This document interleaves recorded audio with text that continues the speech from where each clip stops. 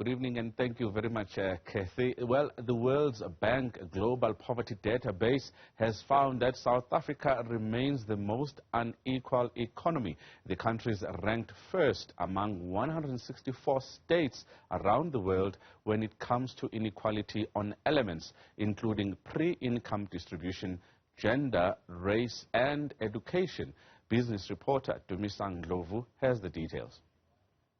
Practice Manager for Poverty and Equality Global Practice at the World Bank, Pirela Paki, says differences in gender, race, location, parental education and family wealth create expected inequalities in income distribution even before people interact with factor markets. This region basically has the unfortunate, I suppose, record of being the region which is the most unequal region in the world.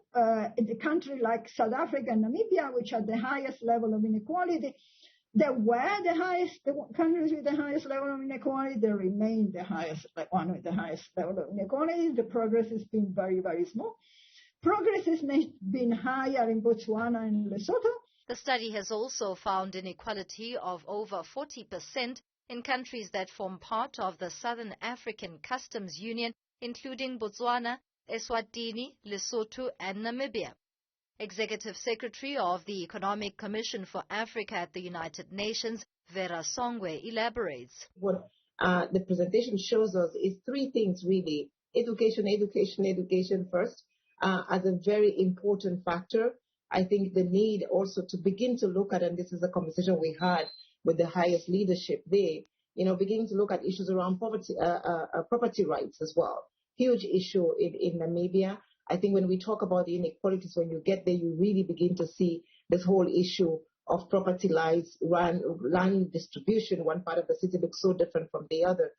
Professor Francisco Ferreira adds that slight progress is being made, but not nearly enough to make a vast difference. There is a little bit of progress, as Pirela showed, but it's been very, very small. And that durability comes from two sources. One is true anywhere in the world, is families do everything they can to transmit advantage to the next generations through education, through wealth, through contacts. And so that's a force, a natural force of reproduction of inequality that the state must fight.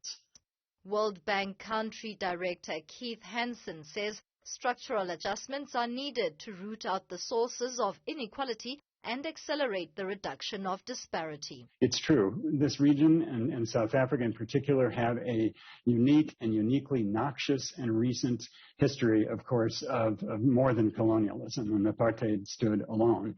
But that comparison should give very little comfort to other countries. Other countries in the region also have colonial legacies. They have also proven very resilient and stubborn in terms of institutions. And if you take away the explicit, deliberate racial dimension of South Africa, as the report shows, even without race, there are a number of things that simply overdetermine people's life prospects and help to perpetuate the inequality. Many other countries in this region share some of those same attributes. A high concentration of productive assets in a small part of the population, unclear land rights, low human capital levels, low inclusion, poor quality of services, all the things that might help to lift the poor up and help them lift themselves up through learning, entrepreneurship, etc. The study measures inequality using the frameworks around income and consumption with the aim of providing a diagnosis for the recommendation of policies. For Newzroom Afrika on Channel 405, I'm Dumisang Ndlovu in Johannesburg. Well, as you heard in that report, South Africa remains the most unequal economy in the world, and our neighbours have similar problems. Francoise Marie-Nelly is the World Bank Country Director for South Africa, Lesotho, Eswatini, Namibia and Botswana, and she joins us now for more. Francois, thank you very much for joining us. Please, let's start here. How do you measure inequality? It seems like we have, as a country, South Africa and the region, we've always been there when it comes to inequality, and it doesn't seem like we are going to move from those lists to anywhere better. How do you measure inequality as the World Bank? So thank you for the opportunity.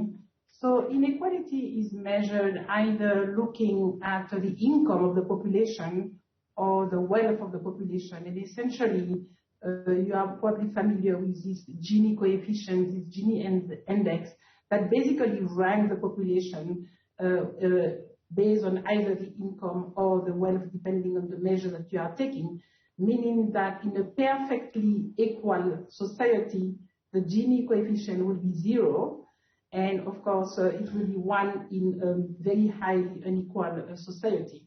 So indeed, you are right to say that if we look at the consumption in the 5 SACU countries that we have observed, the Gini coefficient on average is quite high, it's 0.666, but there are some variation per countries.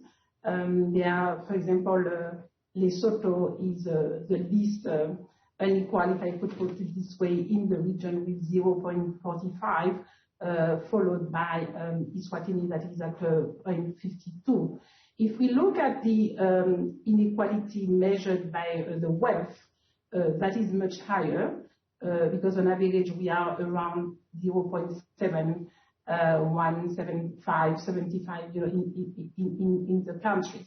So clearly a key feature, as you indicated, is that this inequality has been persistent, and it is largely due to inherent factors, to historical factors that you are aware in terms of the colonialism and apartheid, the conditions. And it is true that things have not improved, and they are largely due to inherited conditions, basically the situation that a citizen faces at birth, his location, gender, the situation of the parents, and we see that the bulk of it, in fact, in the case of South Africa, 50% of the inequality is justified by these conditions, inherited conditions on which the citizen has no impact, and that is what we call the inequality of opportunity. If we look at the region as a whole, it's about 25% that contribute to the inequality. The other key factor is indeed the labor market, the access, and you are fully aware that unemployment is high in all the countries. So this is a little bit the picture, if you will. Let's talk about these countries that are in the Southern African Customs Union. They have undertaken some of the most redistributive spending in the world, particularly on education, health, and, but inequality remains extremely high. This has done very little to rattle the scale of inequality. Why is that? First of all, I would like to say that, in fact, the report says it, is that this is a very complex matter. It's a very hard issue, to tackle. And before I get into the specific of your question, I would say that while this sub-region is probably the highest unequal, as you said, most other regions are facing the same issue. If we look at Africa outside Southern Africa, going to Ghana, for example, the Gini coefficient is 0.45 against, as I told you, 0.66 that we have in the region. If you go a little bit north in Morocco, where I was presently, we are also in the range of 0.4. But even in other regions, it has been really a tough issue to tackle. So now on your question, what are the issues? We have to recognize, as you say, that the countries have done a lot. They have put important resources in health, in education, in social protection, in redistribution. So that is absolutely true. But as I mentioned to you, first of all, the part of the challenge that is due to the conditions that people are at birth really does not help and make it really further complicated. So I would think that what we feel that the countries need to do is to be more effective in ensuring that this inequality of opportunities are really reduced. And just to give you a couple of examples, we really see in rural area, for example, this is where the conditions are hardest for the population, And very often this is where they have least access to health services, least access to education, and including least access to internet. And if we look at what happened recently with COVID, they were the children in this area that were not able to access. So improving the quality of services and the access of services will certainly help significantly to tackle that, and this is indeed the proposal that we are making in the report.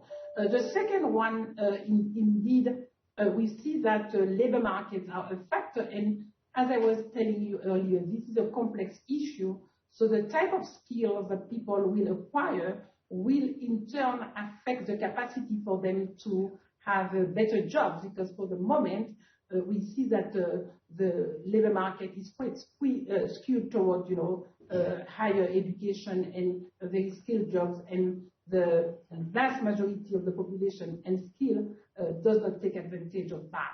So clearly, improving the skills, improving the quality of education is absolutely essential to make a difference, and certainly looking at how the redistribution is being made.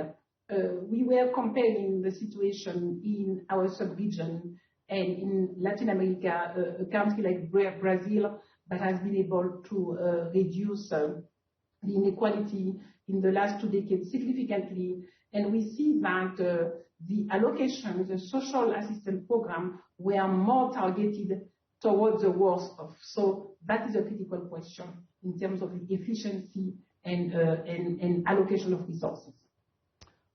Francoise Marie-Nelly, thank you very much, the country leader for the World Bank. Thank you very much for your time talking to us there about that inequality report, entrenching South Africa as the most unequal society in the world today.